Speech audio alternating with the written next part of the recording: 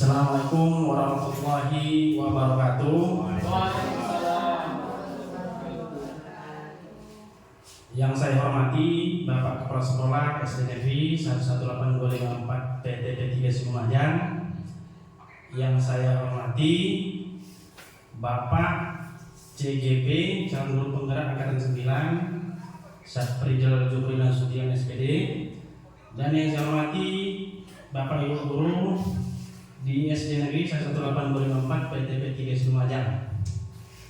Pertama-tama mari kita panjatkan puji dan syukur kita kepada Allah Subhanahu wa taala yang mana pada kesempatan ini kita masih diberikannya nikmat berupa kesehatan, kesempatan untuk dapat melaksanakan acara ini.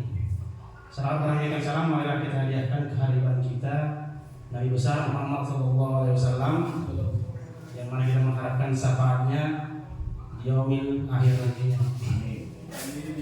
Adapun acara kita pada kesempatan ini yaitu penyampaian aksi nyata budaya positif calon guru penggerak angkatan 9 tahun 2023 yang ini nanti disampaikan oleh Bapak Satprijal Jupri Nasution SPD. Kemudian adapun acara kita yang pertama adalah kata sambutan dari kepala sekolah, yang kedua penyampaian aksi nyata budaya positif dari calon guru penggerak angkatan 9 dan nanti sekalian ditutup oleh Bapak tersebut. Untuk mempersingkat waktu langsung saja kita masuk acara yang pertama yaitu kata sambutan dari kepala sekolah. Kepada Bapak Kepala Sekolah kami persilakan dengan segala hormat. Assalamualaikum warahmatullahi wabarakatuh. Selamat siang, salam sejahtera buat kita semua. Terima kasih kepada pembawa acara tadi telah mempercayakan ataupun meminta saya membuka acara ini dengan sepatah dua kata. Yang intinya kita di sini adalah untuk mendengarkan penyampaian dari calon guru penggerak, yaitu aksi nyata budaya positif calon guru penggerak. Nanti apa-apa saja pun yang dipaparkan atau dijelaskan pada Bapak calon guru penggerak ini, mari kita dukung ataupun mari kita cermati semua dan kita jalankan sesuai dengan apa yang diharapkan nanti. Ini sesuai dengan pendidikan kita ini menuntut agar pendidikan kita ini lebih baik daripada sebelum-sebelumnya. Jadi kebetulan di sini Bapak kita ini Bapak Satprijal Jupri Nasution ini adalah calon guru penggerak. Jadi nanti ada program ataupun penyampaian yang mau disampaikan kepada kita semua ini, mari kita dukung ya kepada kita Bapak Ibu semua. Mungkin dalam kesempatan ini mungkin Bapak Ibu akan menyusul selanjutnya nanti untuk calon guru penggerak ini ya. Mungkin sana sini penyampaian ini mungkin ada yang kurang berkenan di hati Bapak Ibu. Saya di sini mohon maaf. Mungkin penyampaian saya sampai di sini aja yang saya dapat sampaikan. Lebih dan kurang saya mohon maaf pada Bapak Ibu. Saya sampaikan terima kasih. Assalamualaikum warahmatullahi wabarakatuh. Terima kasih kami ucapkan kepada Bapak Kepala Sekolah yang telah membuka acara sekalian memberikan sambutan. Kemudian kita masuk ke acara kedua yaitu penyampaian materi aksi nyata budaya positif calon guru penggerak angkatan 9 yang dimana disampaikan nanti oleh Bapak Satprijal Jupri Nasution SPD dan sekaligus nanti penutupan acaranya disampaikan oleh Bapak tersebut. Kepada Bapak Satprijal Jupri kami persilahkan dengan segala hormat. Assalamualaikum warahmatullahi wabarakatuh. Pertama-tama adalah kita ucapkan puji dan syukur kepada Allah Subhanahu wa taala karena hingga sampai saat ini kita masih diberikan dengan kesehatan, kesempatan dan juga keluangan waktu untuk berhadir di sekolah yang kita cintai ini. Dan tak lupa pula selawat bagikan salam kita sampaikan kepada junjungan kita Nabi besar Muhammad SAW. Kiranya kita yang berhadir di sekolah ini maupun keluarga kita lainnya nanti akan mendapatkan syafaatnya di yaumil akhir nanti. Amin ya rabbal alamin. Yang saya hormati Bapak Kepala Sekolah SD Negeri 118254 PTP 3 Silumajang. Kemudian yang saya hormati Bapak protokol sekaligus sebagai guru di sekolah ini, dan juga ibu-ibu yang sudah meluangkan waktunya untuk acara di hari ini. Sebelumnya saya mengucapkan ribuan terima kasih yang sebesar-besarnya kepada Bapak Kepala Sekolah beserta Bapak dan Ibu guru yang telah mendukung program ini dan telah sudi berkolaborasi dalam melaksanakan dari program guru penggerak yang saya jalani saat ini. Kemudian di sini ada beberapa yang ingin saya sampaikan. Selaku sebagai kewajiban saya sebagai calon guru penggerak, saya harus melaksanakan aksi nyata, di mana aksi nyata ini hal-hal yang telah kami dapatkan di pendidikan calon guru penggerak itu akan kami sampaikan kepada sekolah maupun kepada siswa, dan juga untuk menciptakan lingkungan yang lebih baik di sekolah ini. Di sini di slide pertama ini, yang pertama sekali yang ingin saya sampaikan yaitu tentang budaya positif di sekolah. Lanjut Pak. Yang pertama sekali, mungkin ibu atau bapak guru mengenal gambar di pojok kanan atas. Itu siapa ibu, bapak ibu? Ki Hajar. Iya, itu bapak pendidikan Ki Hajar Dewantara. Jadi di dalam program guru penggerak ini, dari materi yang pertama kali yang disampaikan kepada kami yaitu tentang filosofi Ki Hajar Dewantara.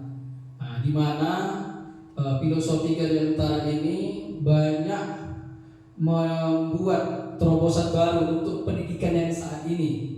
Mungkin selama ini kita mungkin tidak menggali dalam tentang profil dari Bapak Ki Hajar Dewantara. Di sini beliau menyampaikan di mana tujuan pendidikan menurut KHD itu disingkat, yaitu Bapak Ki Hajar Dewantara.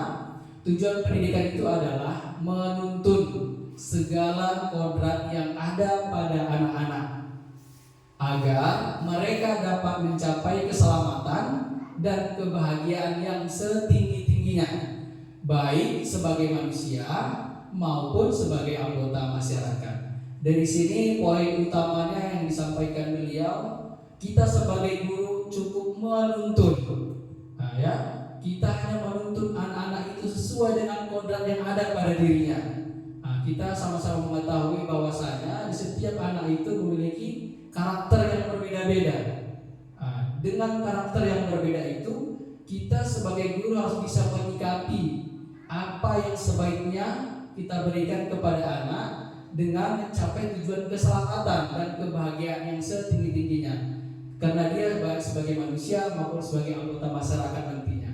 Artinya begini Bapak Ibu, terkadang kita selama ini banyak membuat sebuah tindakan kepada anak. Kita menganggap selama ini bahwasanya anak itu seperti kertas kosong. Itu sempat juga di benak saya itu, kita sebagai orang tua ataupun sebagai guru, kita yang mengisi tulisan itu gitu. Jadi menurut Bapak Ki Hajar Dewantara tidak seperti itu. Kita sebagai guru hanya menuntun, dan dia bukan dianggap sebagai kertas kosong. Dia sebagaikan kertas yang bertulis samar-samar. Sebenarnya anak ini sudah ada gambaran tentang dirinya sebenarnya yang seperti apa. Jadi kita sebagai guru, kita harus bisa menyikapi karakter anak ini seperti apa, dan maunya untuk sebagai pendidikan untuk mendidik dia dan bagaimana. Jadi menurut Ki Hajar Dewantara ini bagaikan kertas yang sudah bergaris, tetapi garisnya sama-sama. Tugas kita lah sebagai guru menuntun atau menggambar atau menebalkan garis-garis yang samar tadi. Jadi terkadang kita sebagai guru kita selalu memaksakan, kan begitu kan, kehendak kita sebagai guru. Jadi menurut Bapak Ki Hajar Dewantara itu tidak seperti itu. Kita cukup menebalkan garis-garis yang sudah ada. Oleh sebab itu, pendidik hanya dapat menuntun tumbuh atau hidupnya kekuatan kodrat yang ada pada anak-anak. setiap anak kan memiliki kodrat yang berbeda-beda. Kita cukup menghidupkan kekuatan itu agar dapat memperbaiki lakunya, bukan dasarnya hidup dan tumbuhnya kekuatan kodrat anak tersebut. Inilah mungkin gambaran dari tujuan dari Bapak Ki Hajar Dewantara, tujuan dari pendidikan. Lanjut Pak. Sesuai dengan tampilan slide pertama tadi tentang budaya positif, di sini saya sedikit menyampaikan tentang budaya positif, di mana budaya positif di sekolah yaitu nilai dan kebiasaan di sekolah yang berpihak pada murid agar mereka dapat berkembang menjadi pribadi yang kritis, penuh hormat, dan bertanggung jawab sesuai dengan profil pelajar Pancasila. Lanjut. Jadi materi budaya positif itu ada 7 yang perlu saya sampaikan di sini, yaitu pertama perubahan paradigma belajar, yang kedua disiplin positif, kemudian kebutuhan dasar manusia, kemudian motivasi perilaku manusia, kemudian restitusi atau posisi kontrol guru, kemudian keyakinan kelas, dan selanjutnya segitiga restitusi. Yang pertama yaitu perubahan paradigma belajar. Dalam membangun budaya positif, sekolah dapat menyediakan lingkungan yang positif, yang aman dan nyaman agar siswa mampu berpikir, bertindak, dan mencipta dengan merdeka, dengan mandiri, dan bertanggung jawab. Disiplin sangat berkaitan dengan kontrol guru terhadap siswa. Nanti poin kontrol itu ada nanti di poin berapa tadi? Poin 5 ya mungkin ya. Nanti situ kita kontrol dulu itu seperti apa sebenarnya kepada anak tadi. Oke, lanjut Pak paradigmanya.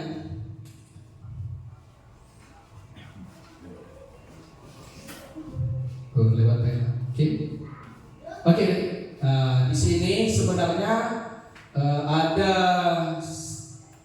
sebuah contoh bagaimana sih paradigma itu sebenarnya. Diibaratkan kita mengepalkan tangan kita yang sebelah kiri dengan kita mengepal sesuatu yang berguna sama kita dan kita berharap tidak bisa diambil oleh orang lain. Jadi paradigma itu seperti itu sebenarnya. Kemudian ada dorongan dari luar untuk memaksa membuka paradigma kita yang ada di telapak tangan kita tadi dengan misalnya dengan membujuk supaya dibuka di telapak tangan ini, kemudian menghardik, mengintimidasi, memarahi, menggoda, menggelitik, bahkan menawari Anda uang agar Anda bersedia membuka kepala tangan Anda. Ya, lanjut. Perubahan paradigma belajar itu di sini ada sebuah teori kontrol atau ilusi kontrol oleh Dr. William Glasser. Yang pertama yaitu ilusi guru mengontrol murid. Kemudian ilusi bahwa semua penguatan positif efektif dan bermanfaat. Kemudian ilusi bahwa kritik dan membuat orang merasa bersalah dapat menguatkan karakternya. Kemudian ilusi bahwa orang dewasa memiliki hak untuk memaksa. Oke, selanjutnya Pak. Ini kita masuk ke disiplin positif. Apa makna disiplin? Coba kita lihat apa makna disiplin. Disiplin itu berasal dari bahasa Latin, yaitu disiplina, yang artinya belajar. Jadi disiplin itu sebenarnya artinya belajar. Makna asal dari kata ini berkonotasi dengan disiplin diri dari murid-murid Sokrates dan Plato. Disiplin diri membuat orang menggali potensinya menuju sebuah tujuan apa yang dia hargai. Namun dalam budaya kita, makna kata disiplin telah berubah menjadi sesuatu yang dilakukan seseorang pada orang lain untuk mendapatkan kepatuhan. Ini biasa yang kita terapkan ya. Kemudian kecenderungan umum adalah menghubungkan kata disiplin dengan ketidaknyamanan, bukan dengan apa yang kita hargai atau pencapaian suatu tujuan mulia. Disiplin ini juga yaitu kemampuan memerintah diri sendiri. Contohnya disiplin datang ke sekolah. Kita kan harus tepat pada waktunya, artinya kan kita sendiri yang menggerakkan, memerintahkan diri kita sendiri harus tiba di sekolah jam sekian, begitu juga dengan murid. Itu sudah termasuk budaya positif. Datang tepat waktu, kemudian berdoa sebelum belajar, pulang berdoa sebelum pulang, atau menyalam guru sebelum masuk ke dalam kelas. Itu termasuk budaya positif dan termasuk juga di bagian dari disiplin tadi. Kemampuan merintah diri sendiri dalam mengontrol dan menguasai diri untuk memilih tindakan yang mengacu pada nilai yang kita hargai dengan penuh tanggung jawab tanpa diperintah orang lain. Ini yang perlu kita terapkan disiplin ini ya, tanpa diperintah, tanpa dimarahi. Sudah tertanam pada diri kita. Begitu juga kita menerapkan disiplin kepada anak didik kita. Misalnya dengan memberikan tugas kepada anak, tanpa kita perintah dia bergerak sendiri untuk mengerjakannya. Jadi nilai-nilai yang kita hargai adalah di situ, yaitu nilai kebajikan, sifat positif manusia yang merupakan tujuan mulia yang ingin dicapai setiap individu, yaitu nilai-nilai dalam profil pelajar Pancasila. Tetap pada karakter profil pelajar Pancasila. Kebutuhan dasar manusia itu ada 5 ya. Yang pertama, manusia itu membutuhkan cinta kasih, kemudian butuh penguasaan, kemudian kesenangan dan juga kebebasan, dan untuk bertahan hidup. Survival itu bertahan hidup. Inilah kebutuhan kita, kebutuhan dasar kita sebagai manusia. Begitu juga dengan anak-anak kita. Dia perlu kasih sayang atau cinta kasih dari gurunya. Artinya kita jangan sering marah-marah sama anak itu, karena itu kebutuhan dasar dia. Meskipun bagaimanapun dia salah, kita harus tetap memberikan rasa cinta kasih, rasa sayang kita sebagai guru kepada dia. Kemudian penguasaan dirinya, artinya beri dia kebebasan dengan batasan-batasan yang sudah ditentukan pada norma-norma. Kemudian kesenangan, buat dia bahagia datang ke sekolah. Kalau bisa dia gak ke sekolah kayak ada yang kurang gitu. Bagaimana nas kita menciptakan itu untuk di murid-murid kita? Jangan nanti kita bapak ini masuk, gak usah lah. Takut anak-anak ini. Kita sudah merampas satu kebutuhan dia sebagai kebutuhan dasar dia sebagai manusia. Kalau sudah masuk masalah bapak ini atau ibu ini gak mau sekolah. Ada kejadian seperti di sekolah lain. Jadi berarti kita sudah merampas satu kesenangannya. Bisa jadi 2, rasa cinta lain gak ada lagi dirasakannya. Kemudian kebebasan. Pengertian kebebasan ini kan termasuk dibatasi juga dengan norma-norma. Bukan berarti bebas sebebas-bebasnya kan. Itu juga kebutuhan dasar kita. Kemudian survival itu bertahan hidup. Setiap manusia berhak mempertahankan hidupnya. Kemudian realitas kebutuhan seorang berbeda. Pasti berbeda ya. Kita harus berusaha memahami pandangan orang lain tentang dunia. Setiap orang memiliki gambaran yang berbeda. Lanjut Pak. Untuk kasus ini saya bacakan sebentar ya. Ibu Ria, guru kelas 6 SD Permai, sedang bingung menghadapi ulang salah satu murid di kelas yang bernama Agus. Beberapa anak telah datang dan mengeluh. Agus yang seringkali meminta bekal makanan siang mereka dengan paksa. Oke ya, jika Anda menghadapi situasi seperti Ibu Ria, kita sebagai guru contohnya Ibu Ria, ada salah satu murid kita, kalau bahasa yang kita sering kita sebut nakal lah anak ini, merampas makan anak kawan-kawan setiap hari. Jadi kawan-kawan bertindak melapor kepada gurunya. Apa yang Anda lakukan? Menurut Anda, kira-kira apa alasan Agus melakukan hal itu? Lanjut Pak. Di sini dalam konteks penerapan disiplin positif, Ibu Ria itu sebaiknya mencari tahu dulu. Jangan langsung si Agus tadi kita datang kita marah-marahi. Kenapa Agus kau begini? Kenapa kau enggak? Tidak seperti itu. Sesuai dengan filosofi Kajasata tidak seperti itu. Dan sesuai dengan penerapan disiplin positif tidak seperti itu. Yang pertama kali Ibu Ria sebaiknya mencari tahu kenapa si Agus melakukan tindakan tersebut agar mengetahui kebutuhan mana yang sedang berusaha dipenuhi oleh Agus. Sesuai dengan merasa kebutuhan tadi kan ada 5 kan? Kemudian dapatlah 5 poin di sini. Agus lapar dan orang tuanya tidak membawakannya bekal makan siang. Gara-gara tak pernah dibuatkan orang tuanya bekalnya. Jadi si Agus ini mengapa kawannya meminta dengan kawannya. Nah itulah dia sebagai survival, kebutuhan hidup dia, dasar hidup dia, bertahan hidup. Karena dia ingin bertahan hidup, lapar dia gitu. Itu kan rasa manusiawi sama kita. Nah, kita lapar, mungkin karakter anak ini suka memaksa. Nah, jadi dia minta punya kawannya, dirampas, nggak lagi minta. Kemudian teman Agus jadi perhatian Agus. Nah, jadi si Agus ini ada juga ingin diperhatikan kawannya. Love and belonging ya, rasa cinta. Kemudian dia merasa hebat karena temannya jadi takut. Nah, ada juga yang seperti ini ya kan, power. Dia punya kekuatan. Ini biasanya anak yang bandel ini memang. Dia perlu diperhatikan dan dia merasa dia paling kuat di sekolah di kelasnya. Nah, kemudian Agus merasa bosan dengan bekal dibawa orang tuanya. Apa alasan selanjutnya? Dia bosan, misalnya tiap hari buat telur aja mamanya, telur goreng aja tiap hari. Sementara kawannya ada yang Indomie, ada yang membuat ayam goreng, kan begitu. Nah, dia merasa freedom, kebebasan.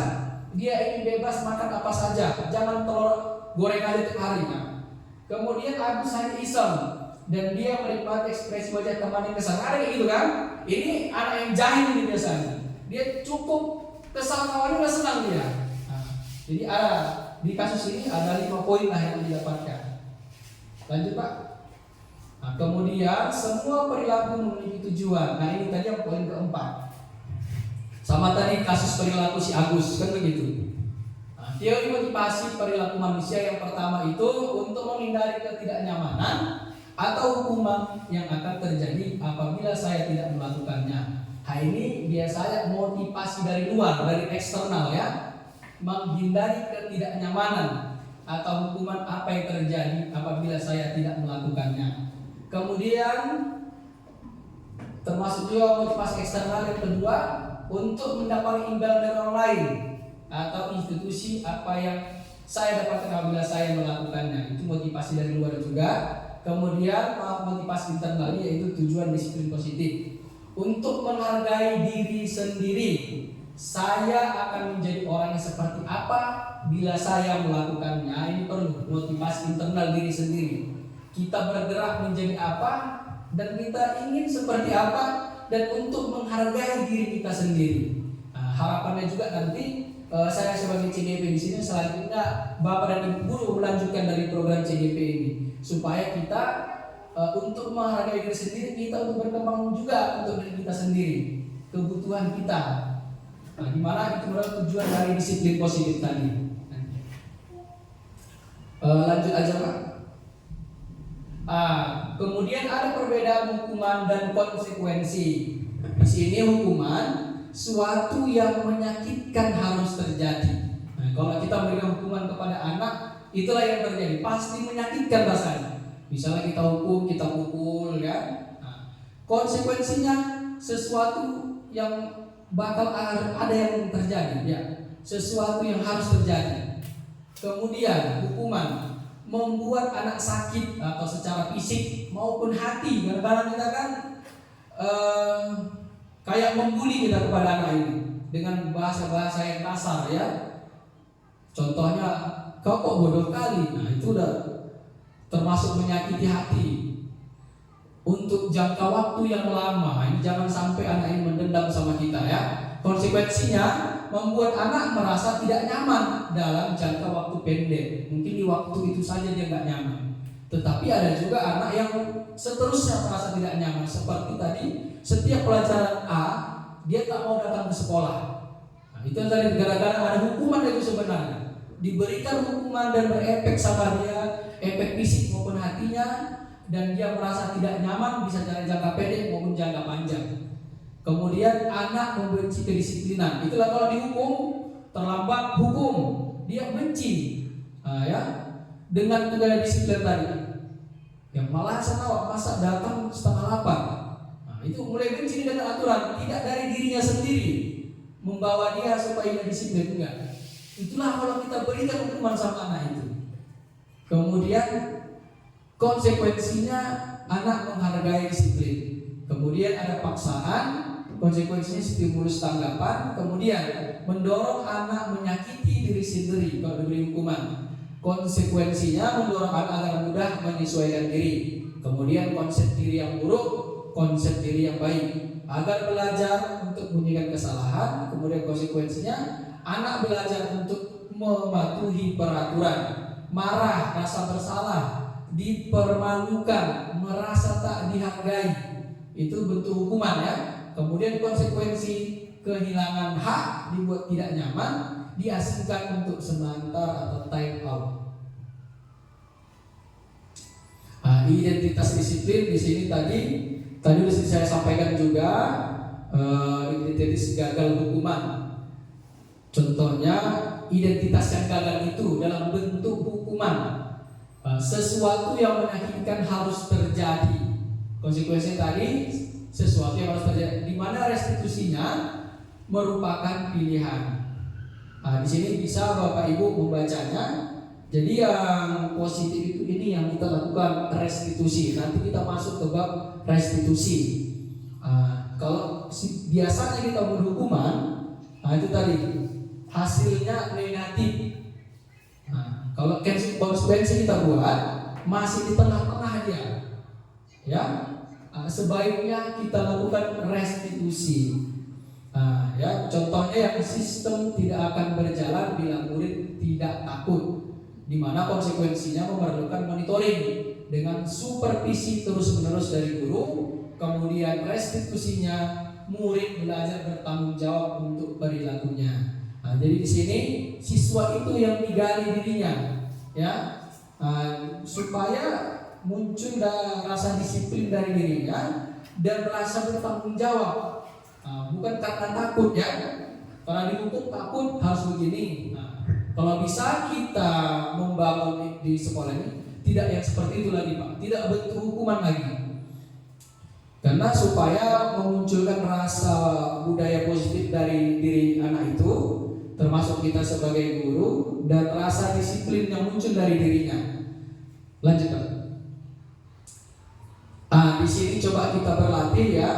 Mari berlatih hukuman atau konsekuensi. Ada kata-kata di sini. Ya.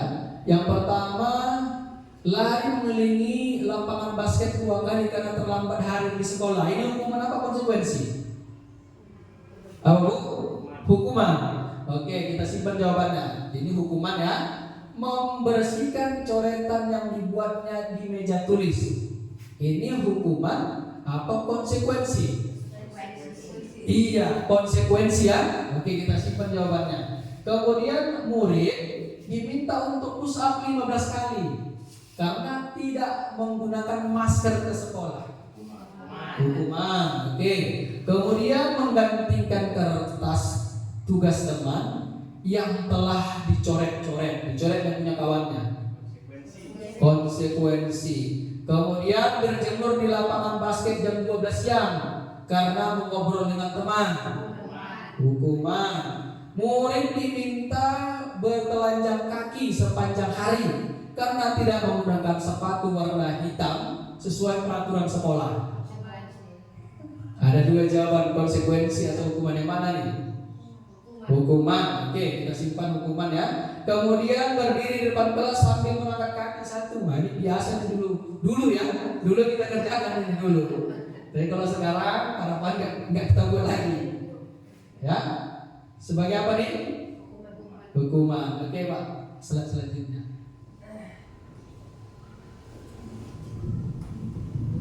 Bisa? Lewat Pak. Ya.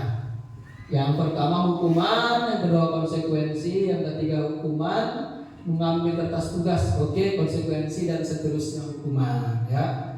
Berarti kita sudah paham ya mana hukuman dan mana konsekuensi. Oke, lanjut Pak. Ini dia restitusi. Poin kelima ini sangat perlu Bapak Ibu ya. Restitusi posisi kontrol guru.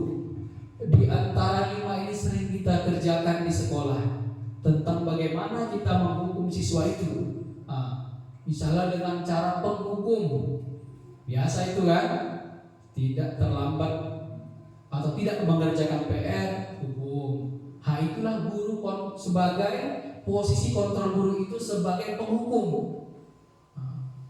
Kemudian pembuat merasa bersalah.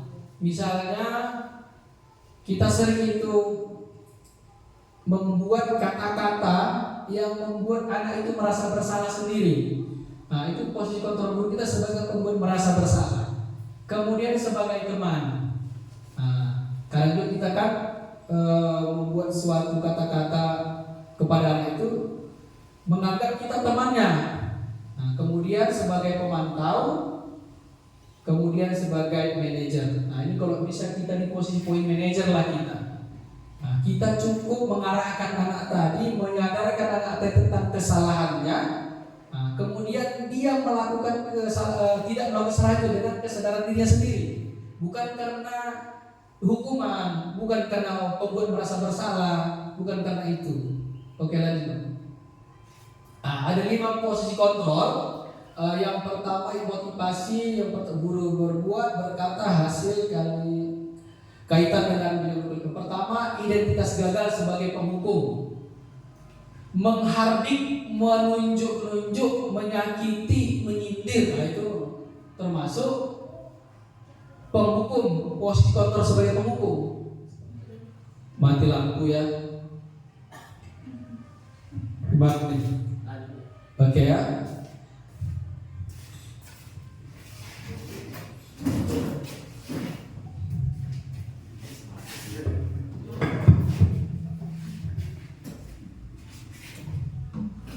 Coba kembali.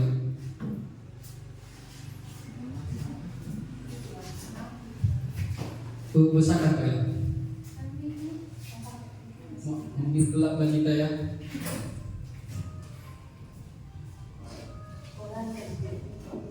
Oke ya.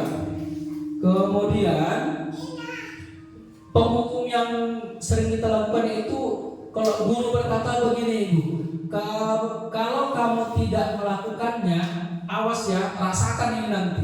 Itu kata-kata penghukum. Kalau bahasa kita biasa kita mob anak itu. Itu kok bisa kita sebagai posisi kontrol guru jangan di posisi itulah penghukum. Kemudian murid meletakkan guru di luar dunia berkualitas. Jadi dianggapnya kita tak berkualitas, sedikit marah, kasih hukuman. Tanpa kita sadari anak itu tersimpan di pikirannya. Dan sampai dewasa itu akan tersimpan. Seperti yang kita alami pernah di waktu SD dulu kan. Coba kita refleksi dulu ke belakang, bahwasanya ada yang kita ingat guru kita yang memukul kita luar biasa, menghukum kita luar biasa. Kita bayangkan. Kalau saya masih ingat itu waktu kelas 4 SD ada. Kalau bisa kita di sekolah ini janganlah saat mengukir sejarah di hati anak tadi atau di pikirannya. Ibu ini dulu begini. Baliknya kita juga yang kita alami, kan begitu. Kalau bisa posisi kontrol yang pertama ini, janganlah di posisi hukum kita. Kemudian sebagai teman, biasanya kita menggunakan kata, ayo lakukan demi ibu, buatlah itu demi ibu, tolonglah kerjakan ini. Itu sebagai kita anggap sebagai teman lah itu. Kemudian kata-kata selanjutnya, yaitu sebagai pemantau, menghitung dan mengukur ya. Kemudian menyesuaikan diri bila diamati. Kemudian apa peraturannya. Ini biasanya guru ini mengaitkan tentang peraturan-peraturan yang ada di sekolah. Kemudian sebagai manajer ini, apa yang kita yakin, kemudian apa yang bisa kau kerjakan untuk memperbaiki masalah ini. Kita sebagai manajer, anak itu kita gali apa kesalahan dia, disebutkannya dia meyakini itu kesalahan dan dia meyakini untuk memperbaiki kesalahan itu. Oke, lanjut Pak. Posisi kontrol guru sebagai udah tadi dijelaskan. Lanjut Pak. Terus keyakinan kelas, ini poin 6, keyakinan kelas. Bapak Ibu udah pernah membuat keyakinan kelas? atau peraturan kelas? Bapak udah? Nah, jadi ada peraturan, ada keyakinan. Kalau keyakinan kelas ini kita sama-sama dengan anak membuat aturannya. Artinya kita sebagai guru pun harus menaatinya, dan sebagai murid pun mereka yang memunculkan mau seperti apa kelas kita. Sama-samalah kita di situ membuat keyakinan bersama. Keyakinan kelas ini merupakan nilai-nilai kebajikan atau prinsip-prinsip universal yang disepakati bersama secara universal, lepas dari perbedaan agama, suku, negara, dan bahasa. Oke, lanjut Pak. Budaya positif ini muncul diawali dengan sebuah peraturan, kemudian dengan adanya keyakinan diri termasuk keyakinan kelas, kemudian dengan menjalankan keyakinan yang sudah disepakati, maka terbentuklah sebuah lingkungan positif, dan lingkungan positif ini sudah terbiasa kita laksanakan dan akhirnya menjadi sebuah budaya. Nah, itulah yang disebut dengan budaya positif. Awalnya dari sebuah peraturan, kemudian keyakinan kita bersama, kemudian terbentuk lingkungan yang positif, kemudian karena sudah menjadi kebutuhan sehari-hari kita dan kita laksanakan setiap hari, dan terbentuk sebuah budaya. Nah, ini pun termasuk kalau kita teruskan apa yang didapat dari misalnya dari seorang guru, pembelajaran yang baik kan begitu, bisa diapakan di sekolahnya ini lama-lama jadi budaya sama kita, bisa gantian. Misalnya hari ini saya, minggu depan Pak Ilham atau Ibu Ubay dan seterusnya. Nah, itu menjadi budaya nanti kalau sudah kita lakukan setiap hari Sabtu misalnya Pak. Nah, satu-satu guru. Nah, kita sebagai guru kan ada tugas ini Bapak Ibu, PMM. Nah, di PMM itu pun kita membuat aksi nyata juga. Sama seperti ini, kita membuat sebuah kolaborasi antara guru. Nah, itu PMM itu udah dipesan kan Pak? Nah, kita wajib setiap guru melakukan literasi atau membaca atau belajar modul di PMM. Itu biasa Bapak Ibu lihat di grup ya kan, aksi nyata. Ada kawan-kawan mirip aksi nyata, itu dari sekolah lain. Paling tidak kita punya lah 2 sertifikat. Nah, ini sudah ditekankan ini Pak, terutama yang sertifikasi. Kalau untuk daerah lain, Sudah. kalau tidak ada yang punya sertifikat, tidak bisa cari uang Pak disuruh Pak. Belum ada untuk realisasi untuk hukuman dulu dibilang ya. Oke ya. Jadi Bapak Ibu dimulai dari sekarang itu mudah. Cukup menonton videonya kita, menonton video, kemudian jawab pertanyaan berkaitan sama modul itu. Terakhirnya nanti kita ada ujiannya bentar, 8 sampai 12 soal. Melihat materinya, kita jawab. Kalau nggak benar kita jawab, bisa kita ulangi lagi sampai benar semua. Baru kumpulkan modul. Itu saya coba itu Pak, tinggal aksi nyata yang belum. Iya, ini Bapak dapat 1 dulu sertifikat. Jadi Bapak Ibu itu sudah ditekankan dari kabupaten. Dari situ pun kita banyak belajar sebenarnya di PMM itu. Oke, lanjut Pak. Pembentukan keyakinan kelas yang pertama tadi, keyakinan kelas bersifat lebih abstrak daripada peraturan ya. Kemudian yang lebih rinci dan konkret. Keyakinan kelas berupa pernyataan universal, pernyataan keyakinan kelas dibuat dalam bentuk kata-kata positif. Lanjut Pak.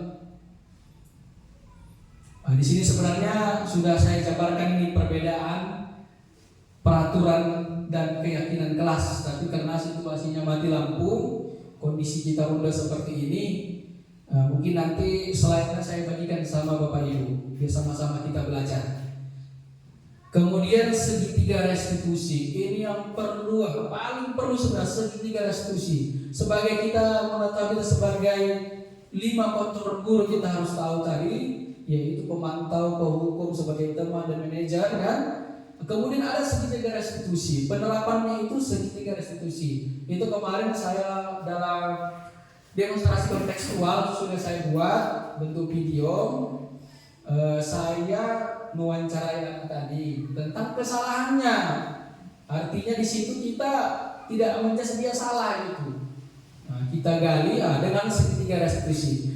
proses menciptakan kondisi bagi murid untuk memperbaiki kesalahan mereka sehingga mereka bisa kembali pada kelompok mereka dengan karakter yang lebih kuat melalui restitusi. Restitusi guru dapat membantu murid lebih memiliki tujuan, disiplin, positif, serta memulihkan dirinya. Kemudian membantu murid untuk jujur pada dirinya sendiri. Nah, kalau dia memang salah, tahu dia itu salahnya apa gitu. Kemudian memberikan penawaran, bukan paksaan. Nah, macam mana lah, bagaimana lah ini? Kau misalnya murid ini datang terlambat. Dia pertama sekali kita buat dulu dia mengetahui itu bahwasanya kesalahan dirinya. Dan di situ kita nggak boleh menjadi itu salah betul. Artinya semua pernah melakukan kesalahan kan? Kita sebagai guru pun pernah datang terlambat. Nah, jangan langsung termarahi. Kalau terlambat begini, nggak boleh gitu. Kita stabilkan dulu identitasnya dulu. Nah, setiap orang itu pernah melakukan salah, nah, kan gitu. Setelah itu baru tanya kenapa dia terlambat. Setiap anak itu pasti punya alasan kenapa dia melakukan itu. Tidak ada yang dari diri sendiri. Seperti contoh yang kita tampilkan tadi kan, si Agus tadi merampas makanan temannya, dia punya alasan untuk membuat itu. Lanjut Pak. Segitiga restitusi. Sayang kali lah memang karena situasi kita seperti ini mati lampu. Segitiga restitusi itu yang pertama menstabilkan diri, kemudian memvalidasi kesalahannya, kemudian menanyakan keyakinannya, ya. Lanjut Pak. Di sini ada video konkretnya yang lebih lengkap lagi untuk penjelasan tiga restitusi. Karena waktu kita terbatas dan situasi kita mati lampu, kayaknya kita lewatkan aja Pak Ilham. Tahapan segitiga restitusi itu yang pertama menstabilkan identitas. Pertama kali berbuat salah itu tidak apa-apa. Itu kita benar. Artinya buat salah itu tidak apa. Setiap orang pernah melakukan kesalahan. Itu dulu poinnya. Kemudian tidak ada manusia yang sempurna. Itu menstabilkan identitas itu anak tadi. Tidak ada manusia yang sempurna. Kemudian saya juga pernah melakukan kesalahan seperti itu. Itulah. Kita pun pernah melakukan kesalahan dalam terlambat kan gitu. Kemudian kita bisa menyelesaikan ini. Kemudian Bapak Ibu tidak tertarik mencari siapa yang salah, tapi Bapak Ibu ingin mencari solusi dari permasalahan. Ya, kita cari solusinya. Bukan langsung dijudge anak itu salah, nggak boleh ya. Kemudian kamu berhak merasa begitu. Itu menstabilkan identitas lagi. Pertama kali kita ketemu sama anak itu. Yang kedua, lanjut bilang, kemudian kita validasi tindakan yang salah anak tadi dengan kata-kata seperti kamu pasti punya alasan kenapa melakukan hal itu. Contoh Agus ditanya Ibu Ria tadi namanya kan. Ibu Ria menanyakan kepada si Agus, kamu pasti punya alasan melakukan itu. Jadi ada 5 alasan dia kan. Cari perhatian sama temannya. Kemudian karena dia dimasak makanan yang begitu saja, satu jenis makanan, jadi dia tertarik sama makanan temannya. Kemudian kata yang bisa kita pakai, kamu patut bangga pada dirimu sendiri karena kamu telah melindungi sesuatu yang penting buat kamu. Itu termasuk validasi tindakan yang salah. Selanjutnya yang poin ketiga yang terakhir, menanyakan keyakinan. Setelah kita cari kesalahan dia apa dan alasan dia membuat seperti itu, baru kita buat keyakinannya yang bisa kita pakai, apa yang kita percaya sebagai kelas atau keluarga. Kemudian apa nilai-nilai umum yang telah kita sepakati seperti kesepakatan kelas tadi.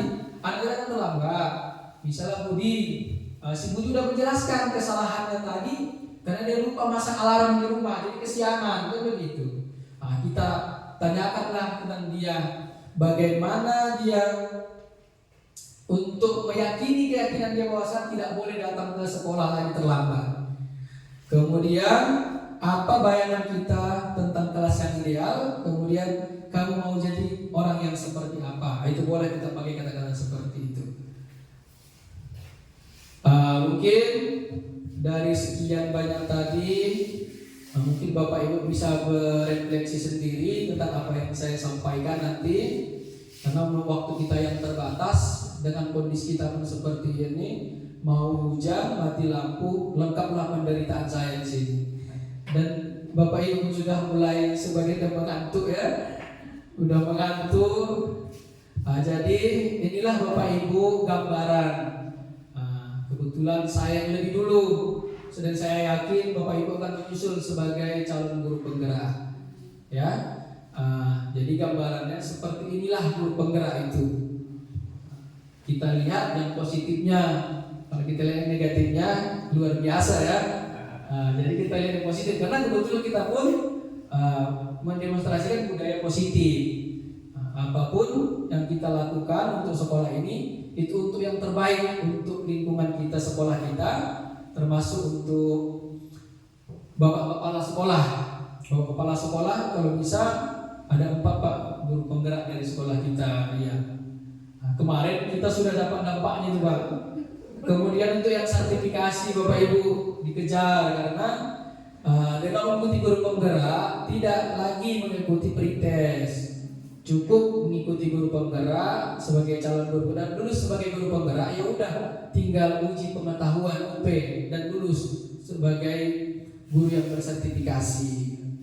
Jadi kan udah pemerintah sudah membuka peluang sama kita. Karena pretest PTG sama-sama kita ketahui KKN yang telah dibuat berapa yang kita capai. Jadi mungkin di sana sini ada kesalahan atau tutur sapa saya yang kurang tepat. Dan saya ucapkan ribuan terima kasih kepada Bapak Kepala Sekolah yang telah mendukung acara ini dan mendukung kegiatan-kegiatan yang telah saya lalui selama ini. Begitu juga dengan Bapak Ibu yang sudah terus memberikan dukungan dan sudah mau berkolaborasi dalam semua kegiatan yang saya laksanakan di calon guru penggerak angkatan ke-9 ini.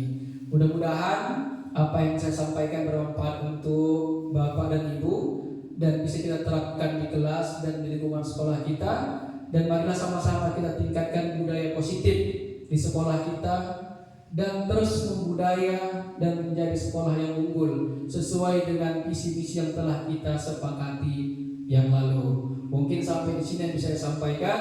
Saya sudahi, wabillahi taufiq wal hidayah. Assalamualaikum warahmatullahi wabarakatuh.